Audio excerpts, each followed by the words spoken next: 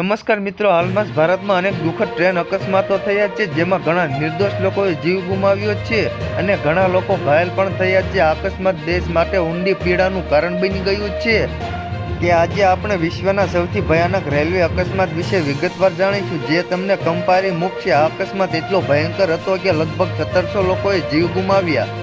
આ ટ્રેન રાજધાની કોલંબોથી ગાલે તરફ જઈ રહી હતી અને તેમાં લગભગ 1700 મુસાફરો સવાર હતા. જ્યારે ટ્રેન પેરોલિયા ગામ પહોંચી ત્યારે અચાનક સુનામીના વિશાળ મોજા દરિયાકાંઠે અથડાયા. ટ્રેન પ્રથમ મોજાથી અથડાઈ હતી, જેના કારણે તેની આસપાસની વસાહતમાં પૂર આવી ગયું હતું. થોડી વાર પછી બીજા અને ત્રીજા મોજા આવ્યા, જે પહેલા કરતાં પણ વધુ શક્તિશાળી હતા અને મોજાએ ટ્રેનને પાટા પરથી ઉતારીને તેને તોડી પાડી હતી. આ ભયંકર અકસ્માતે સમગ્ર દેશને ચોંકામાં ડૂબાડ્યો હતો અને મૃતકોની યાદમાં અનેક સ્મારક સેવાનું આયોજન કરવામાં આવ્યું હતું. તો મિત્રો, હાલ માટે એટલું જ. ફરી મળીએ નવી અપડેટ અને નવા સમાચાર સાથે. તે પહેલાં ખાસ કરીને વિડીયોને લાઈક અને YTV ગુજરાતી ન્યૂઝ યુટ્યુબ ચેનલને ખાસ કરીને સબસ્ક્રાઈબ કરવાનું ભૂલતા નહીં.